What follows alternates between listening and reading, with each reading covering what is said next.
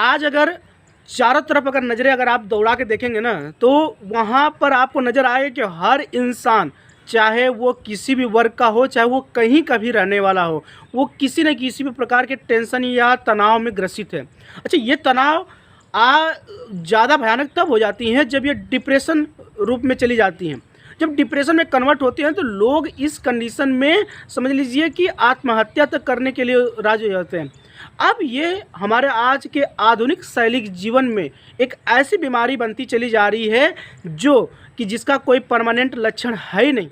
अब चीज़ें समझते हैं ना कि जो ये तनाव है, इसको ये हमारे ज़िंदगी में डेवलप कैसे होता है। पहली चीज़ अगर बात करें कि ये जब जब आपके ऊपर जब कोई परिस्थिति विकार परिस्थिति होती है, भयानक स्थिति, कोई ऐसी परिवेश अटैक करता है, या फिर अगर बात करें कि जब आपके अनुकूल अगर कोई कार्य नहीं होता है, तो आप धीरे धीरे टेंशनाइज होते हैं, आप तनाव से ग्रसित होना शुरू कर देते हैं।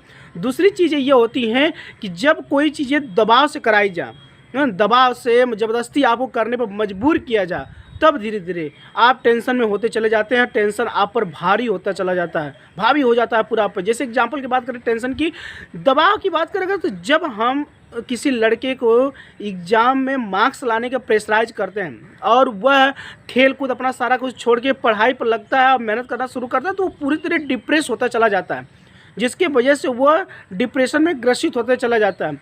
और आजकल के जो युवा वर्ग है, उनके ज़िंदगी में डिप्रेशन आने का या फिर तनाव आने का वजह है कि पढ़ाई के साथ साथ में नौकरी ना मिलना। अब नौकरी लोगों को अगर मिल भी जाती है तो पहली चीज़ें होती है, उनको टेंशन होता है सैलरी को लेके, दूसरी टेंशन होता है नौकरी छूट ना जाने की टेंशन होती है। इस तरीके से वो सब कुछ मिलने की वजह से, पारिवारिक जिम्मेदारियां मिल जाने की वजह से, अपने जो भी समाज है उसकी डिप्रेशन वजह होता है कि लोग कम समय में जिम्मेदारियां कुछ लोगों को मिल जाती हैं, वो धीरे धीरे डिप्रेस होते चले जाते हैं। अच्छा, क्या लगता है कि किसी भी कार्य का हल या किसी भी काम का हल उसका टेंशन है? अगर टेंशन लेके उसको हम, क्या लगता है, उसका सोल्यूशन ढूंढ सकते हैं? या दूसरा चीज़ ये है कि उसको हम शांति से, ठंडे दिमाग से उसको लोगों के साथ में बैठ के बातचीत करके प्लानिंग बना के कर सके?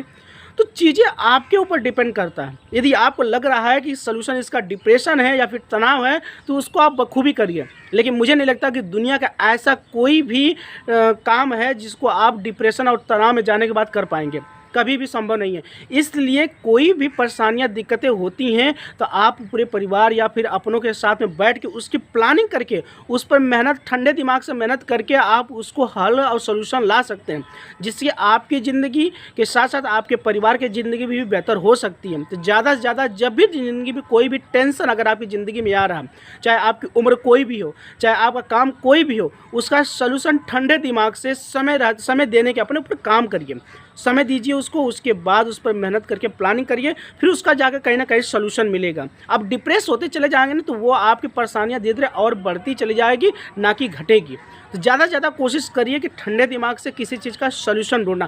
ठीक है, दुनिया में अगर आपके पास कोई भी प्रॉब्लम्स आई हैं तो यकीन मानिए कि उसका कुछ ना कुछ वो सोल्यूशन लेके आती हैं, बस आपको ठंडे दिमाग से उस चीज़ का सोल्यूशन ढूंढने की ज़रूरत है। दुनिया में ऐसी कोई प्रॉब्लम नहीं बनी है जिसका सॉल्यूशन नहीं है, तो आपको उस चीज़ को बेहतर तरीके से उस पर काम करिए, मेहनत करिए, खुश रहिए, परिवार को खुश रखिए।